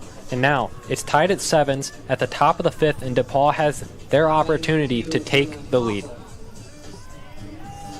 So not sure what that tie-up was for, folks, but nonetheless, we've got Hannah Koffel, and we've got some players ready to play. Bunts down. It's picked up by the catcher. Fielded cleanly. Over to first for out number 1. Radcliffe did a great job there. So now, here's the interesting one. This at-bat was last used as a pinch hitter, and that pinch hitter is going to stay in Paige Brody. Brody has a .344 average on the season. She had a RBI single in her pinch hit at-bat in the last inning. Hits this one sky high, and it'll be moved over and popped out to second. Good play there by Collins for out number 2. Now it's back to the top of the lineup for the Tigers. Number 21, Libby Minobi. Minobi is up. She's grounded out twice. Her last 2 at-bats were ground outs, but she singled her first at-bat of the day, starting the whole game off as she looks at strike 1 there.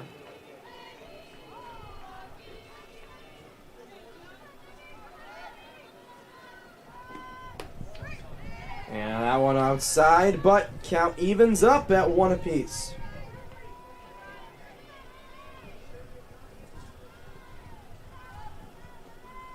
One count, and a little bit high makes it 2-1. Cody, fun fact for you: she hasn't had more than more than 2 pitches. Her first 2 at bats were 1-pitch at bats. Then her last at bat was a 2-pitch at bat. That time a 4-pitch at bat ends in a line out back up the middle for a 1-2-3. That is exactly the kind of bounce back inning you need. For if you're Lake Forest, managing to keep DePauw to 0. 1-2-3, very swift, good inning, and now they need to get out there. Now they have the opportunity to take their lead back and prove that they're not out of this one yet, despite the errors, despite the stats maybe not being towards them right now. They're still in this game. They're going to go out there and try and finish what they started.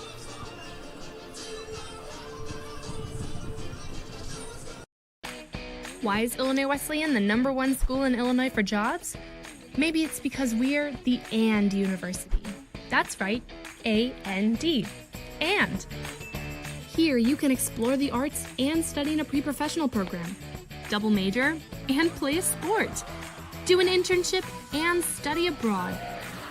Your opportunities are endless. Set yourself apart with a degree from Illinois Wesleyan. Now batting number 8. Welcome back to Bloomington. I'm Caden. Next to me is Cody. And we've got the new batter back up in Radcliffe. She made a nice play to start the inning. And Paige Radcliffe from Battle Creek, Michigan, the team's most improved player in 2024, who sat in Game 1, gets the start in Game 2, and takes the 1-1 count to start things off. So far this game, 2 at-bats, also been left on base twice. She's hoping maybe she can get back out there again and finally get a run scored.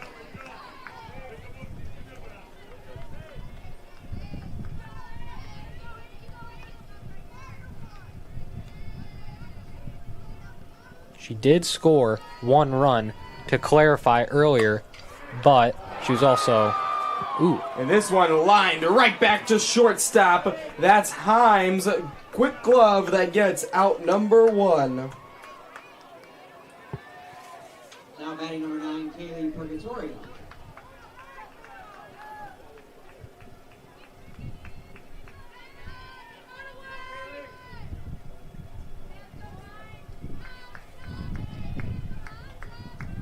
So it's Kaylee Purgatorio up for the, and it's going to be fouled right back, and it's caught by the the third baseman again, Hannah Koffel, comes all the way in to make the catch.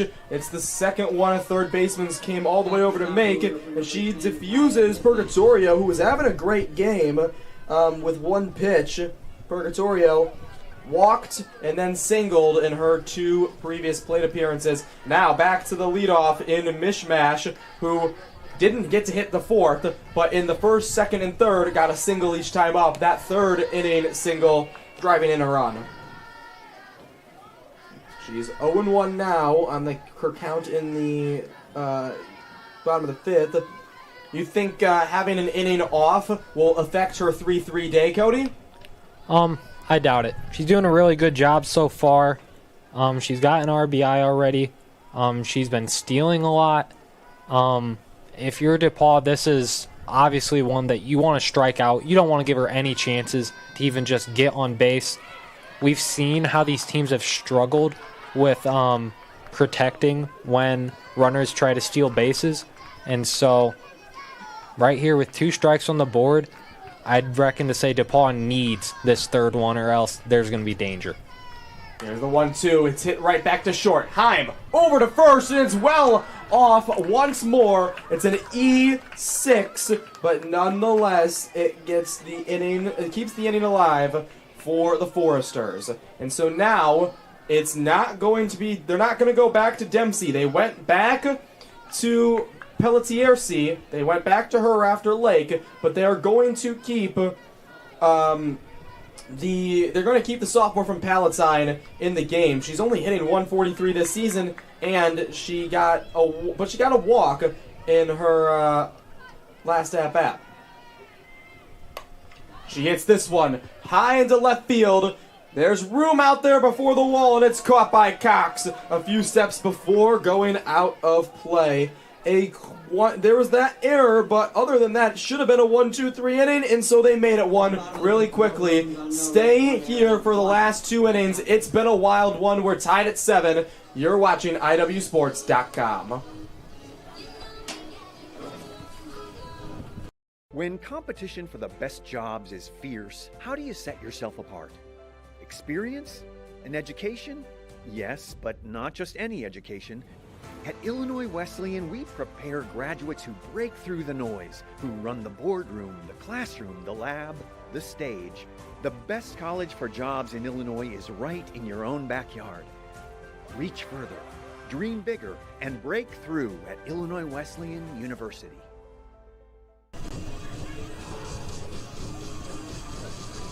Welcome back to Bloomington. I'm Caden. Next to me is Cody.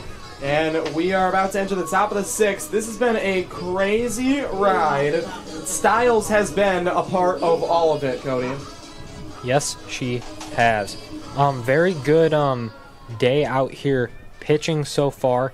Obviously, he's pitched all 5 innings so far. And 3 strikeouts. She's doing a really good job at containing DePauw. Except for, obviously, the big 7-run inning. But not all of that was her fault. Obviously, some fielding errors helped lead DePauw back into this game. This one's a little blooper, and it gets caught easily at second by Collins for out number 1. And another out there for Lake Forest. If you're Styles, I think you are going to want to try and start strong arming the ball a little bit more. Obviously, I know she trusts her team, but I think she might want to try and take care of business a little more at the plate if she can. Already has 3 strikeouts, but just keeping it out of the out of Fate's hands possibly, and minimize on the errors. There's a pop out to center. Right underneath it for out number 2 was Mismash. Now batting number 8, Katie. Now 2 up, 2 down. This is the kind of work we expect from Styles and from Lake Forest. You know, they were playing very good defense those first 3 innings, and then just felt like we were watching a different team there for a little bit. But through 2 batters, they look like they've got their heads on, and this game is what started out as kind of a butt whooping for Lake Forest, and then DePauw matching it. Now kind of gridlock, both of these teams locking each other up and just absolutely going to work on the mound. Katie Matthews has the 1-1 count. She's 0 for 1 today after she struck out in the first, but she's walked her last 2 at-bats. She looks there at ball number 2.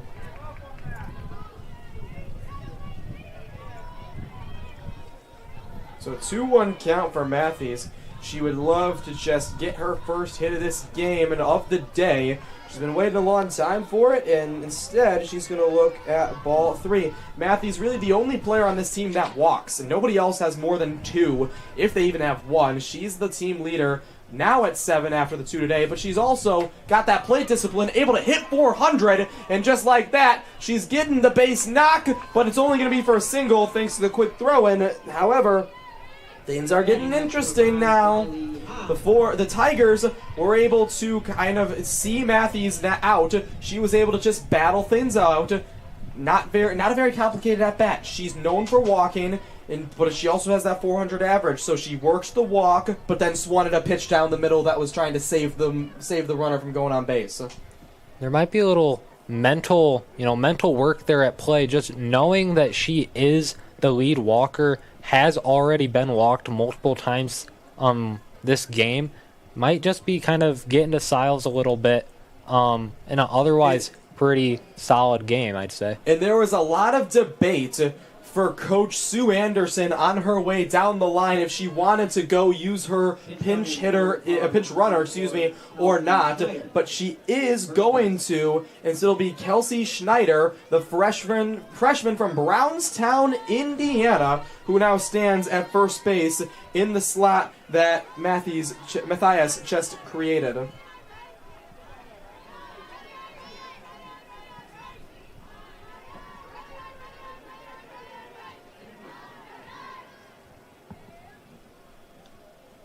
And so it's Schneider at first.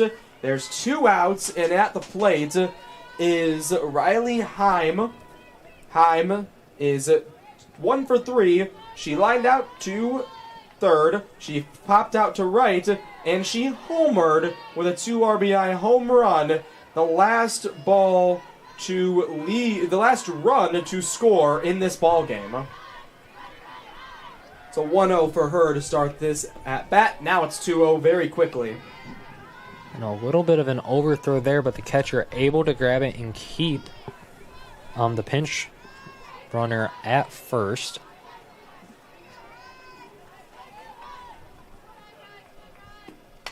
And this one hit high. It doesn't have much distance. It's in the infield and it's caught by short for out number 3. An easy play there by Purgatero.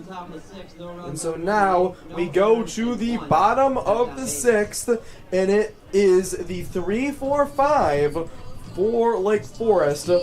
I mean, this is where you need to respond if you're the Foresters. Yeah, precisely. They are doing a good job at playing lockdown defense, but you need to reestablish your lead. You need to get your runners, or get your batters back on the plates and just start slowly adding to your lead. They had a very they were doing very good in the first few innings by capitalizing on some easy pitches, on some errors by the offense. And while the errors have started to slowly stop, we know they're capable of doing good hits. So let's just see if they can manage to get some here and get another run back in, retake their lead as we are approaching the end of the game. Yeah, DeVoe only had 1 pitch for a throwdown there, and Collins will take the play, go to the box in a moment. Before she does, an interesting note is, in the 4th inning top of the 4th was the last runs we had, right? All 7 of the runs for the Foresters were in the first 3 innings. All 4 of the Tiger runs were in the 7th. But an interesting note is the 3 through the 9 all scored a run. However, it was not in that order because the runs were scored by the 6 hole through the 9 hole and then scored once more by the 3, 4, and 5. So here's Collins. And she looks at that one to keep the count at 2-0. Collins is 1 for 2 today with a RBI single and a walk. Here's Collins' next pitch. She chops at that one, and it goes foul. So 2-1 now for the senior. She played first in the first game that DePauw played. That Lake Forest played up against Wartburg, but today for the second one she moved over to second, showing her versatility in the right side of the infield. Here's her 2-1 pitch, and it's low, making it a 3-1 count.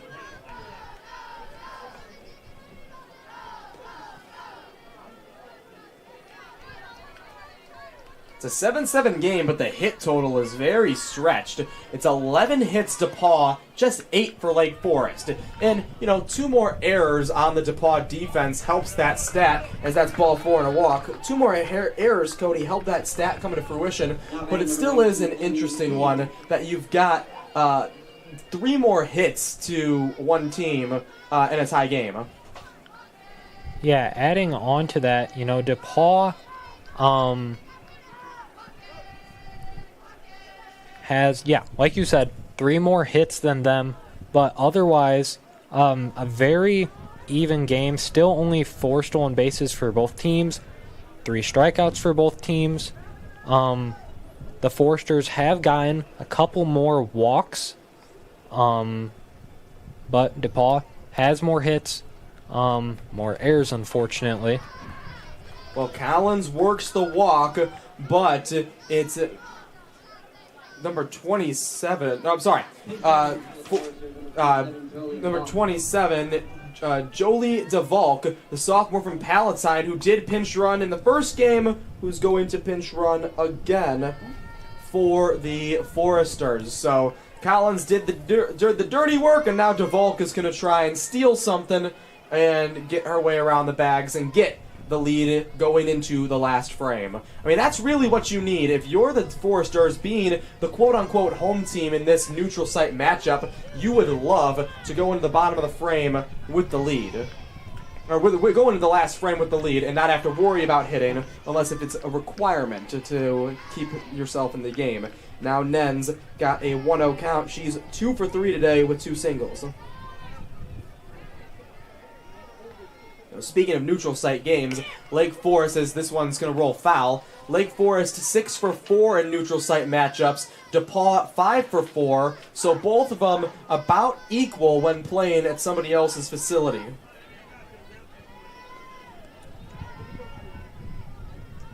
Records as a whole, 7-4 for Lake Forest and 8-6 for DePauw. So, I mean, virtually the same once more. This one's hit hard. It's in the deep left center field. It's going back and it's gone! It's a 2-run shot for Emmy Nen. The junior gets her 3rd home run of the season and is able to get a 2-run lead here early in the bottom of the 6th.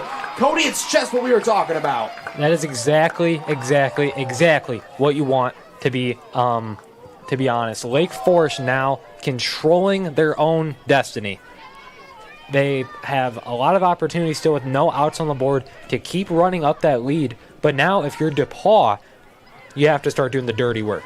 Next time DePauw's up to bat, if they're not careful, it's going to be their last at bat. They're going to have to come in at the top of the 7th, tie the game, try and take a lead. And even if they do take that lead, then they have to play lockdown defense against Lake Forest in the bottom of the 7th. And so if you are the Foresters, I think you just keep trying to run up that lead. You got the momentum now off of that homer. Everyone's, the adrenaline's rushing. Just try and get a hit here, get more people on base, and do what you can. 1-1 after that ball. I mean, the Foresters hadn't had a run since there was 2 outs in the bottom of the 3rd when they went on a 2-run rally to end that inning. Now they're up again with just a 2-run swing of the bat. Again, one swing of the bat can change the course of the game, and right now it's forcing a 1-2 count for Chevalier.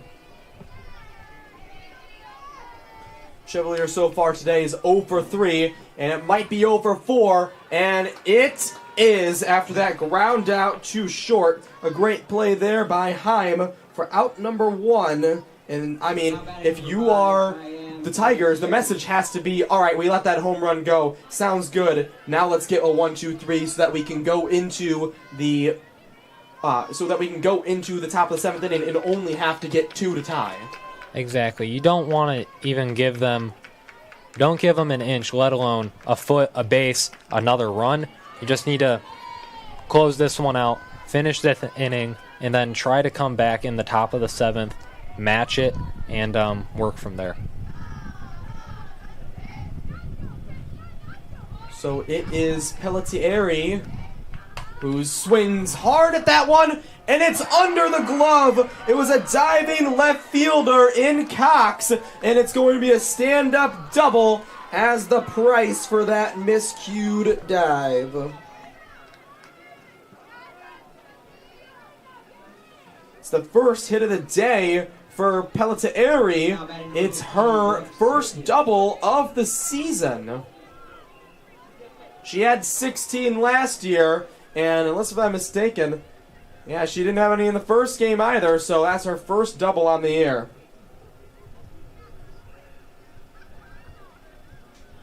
So we're going to have another change here. I'm assuming it's going to be a pinch runner again, and it is. It's number 7, so Natalie Booth, the freshman from St. Cloud, Florida. She's appeared in 3 games, and she's going to go get to appear in this tournament and run for Pelletieri.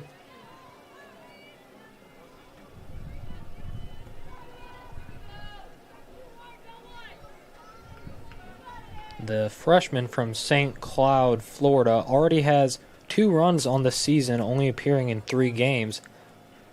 Yeah, she's got some quick feet. And so with 1 out, the coach wants to get a faster runner on second for the insurance. And it's at the dish. It's Swicky, who, again, hasn't had the best day. 0 for 3 with 2 looking strikeouts. And she takes strike 1 here. In her career, Swicky is somebody who hits .317, and even this season, somebody that hits just under .275. The junior from Stevens Point, Wisconsin, just looked at strike number 2. Cody, out of the 2 games today, in 9 at-bats, she's looked at 2 strikes in 7 of the 9 at-bats. Here comes the 0-2, and it's outside for first ball. It can be a lot to think about, knowing that you're constantly on that threat of a strikeout. It makes you have to swing it a little bit more, maybe swing at balls that you normally wouldn't want to, and it's possibly contributing to her shortcomings at the plate today. So that one fouled off the dugout. The umbrella's back up, and this is probably the hardest rain. Again, it's a mist, but it's probably the hardest rain we've played in here. After nearly every pitch, we are getting a new ball out there to the circle, as that one outside, even in the count at 2 apiece. I think that was a really good call there by the catcher. We have seen how they have kind of struggled to try and pick off runners at the 2, and like you just mentioned, with how slick the field is getting, how slick the balls are. And a swinging strike 3 for out number 2. Very good play there by the catcher and the pitcher. They're combining right now. Now we're out with 2 outs, and if they can just shut down one final batter, they have the opportunity to try and take this game back into their own hands. So here's Paige Ratcliffe now. She looks at ball 1. Her previous 3 at-bats was a pop-out to third, getting on first with an error by the third baseman in Kofel, and a line out too short, and she swings through that one to even the count one apiece. She's somebody who hasn't gotten a hit today. She didn't play the first one, but behind the dish today. She's a 250 career hitter, but a 250 season hitter, 309 career hitter, and was voted the team's most improved player as a freshman last year. That one she swung through again for strike two. She swung through both of the last two pitches out of her shoes.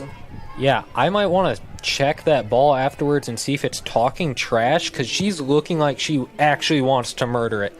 Swinging out of her shoes, maybe a little bit to do with, like you said, not a lot of success at the plate so far today. Hits it right up the middle, and it's prevented from getting extra bases, and a great play there by the second baseman. That was Lockridge, who was able to keep the ball in front of her, make that diving stop. She knew it wasn't going to be a clean play over to first, but she kept it in front of her, and she was able to throw it home and perfectly timed up the intersection between the catcher and the runner going home. Very fortunate there that even despite the slipping all around there, as we're saying, the turf getting very wet out there with the mist, they managed to make the play. And now it's the top of the seventh. They're back up to bat, and while their work's cut out for them, we obviously know that they can do it. They've had some very good hitting so far. That stretch in the fourth inning where they scored all those runs shows that they know how to score the runs. It's just, are they going to be able to do it with the pressure that if they can't get at least 2 runs in the top here, the game's over. It's Stiles' game to start and finish as she is out there for the top of the seventh. She's already got 1 complete game on the season. The only pitcher for Joe Kinsella's team to have a complete game right now. Bancroft, Wisconsin native. But she's going to have to go through, unless if there's any pinch hitting moves, the 6, 7, and 8. We already have had the 7 spot in... it was originally the 7 spot, Maya Spidel, but pinch hit was Ella Kenster. We have to see who comes to the plate in that spot, but Lockridge here for her at-bat as scheduled, and she takes strike 1.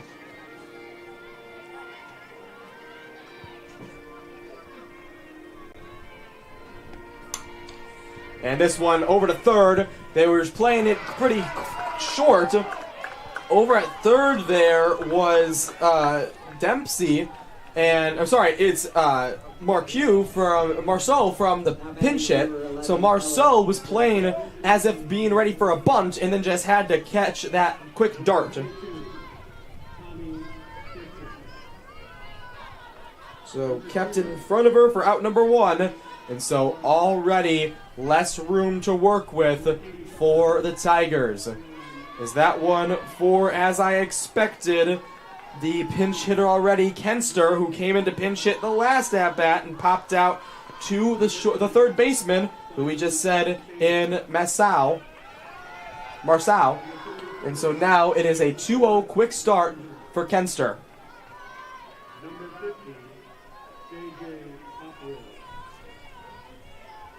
Kenster, the junior from Oak Park, Illinois, the second best in average, 409, doubles 3, RBIs 12, and the best on the team in home runs with 3 and walks with 5, tying with Katie Mathias in those walks. Now facing the 3-0, and she was tying Katie Mathias. Katie Mathias had 2 in this game, so she'll take second place in walks, no matter if she gets one here or not. And now strike 1 is called.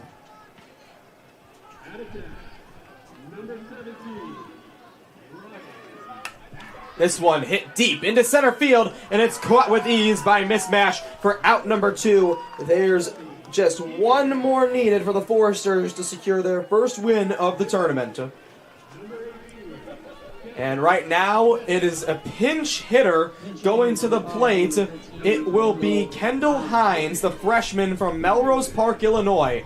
She is 8 for 16 this season that's straight 500, and her with 1 double, 3 RBIs. All she's got to do, get on base and keep the inning alive.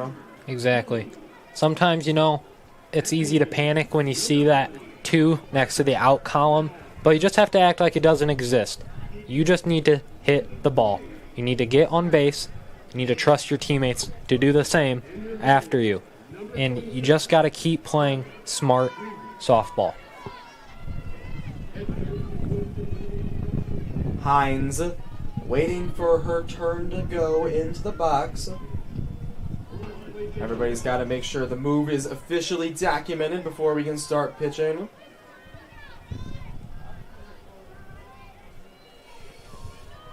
This is just the anxious part, especially as a freshman in Hines, just wanting to get in the box and just play softball. And now Kendall Hines will get in there, and that's low for ball 1. As anxiety-inducing as it may be, this is also where phenomenal players are made. Through adversity, you just have to battle, and you can show your team that you're someone to be relied on, and that coaches notice that, your teammates notice that, and most importantly, you notice that. Hines already at a 1-1 count. This one fouled back, but it gets 1 strike closer to a Forrester win here in Bloomington. That ball was looking a little low, but the hack still got made, fouled it off, and she stays alive. The 1-2, and it's fouled again. She's a fighter. That's what she's proven, why she's a 500 hitter. And with just this at-bat alone, she's proven she's going to go up there and battle.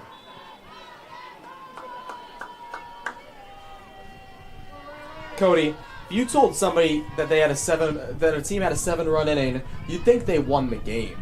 But unless if something magical happens, a 7-run fourth is all that's going to be on the celebration board for DePauw after game 1. Yeah, DePauw really battled there in that fourth, and they were playing decently defensively, but Lake Forest was just able to play a better holistic game today. They started out the game hot, and even when they faltered in the fourth, they came back, they scored more runs to reestablish their lead, and now 1 strike away from this one being over. 2 balls there, so it's a full count, 2 outs for Hines. And Stiles doesn't get the K yet because it was a foul tip and it went over the glove of Radcliffe. We'll do it all again, Cody.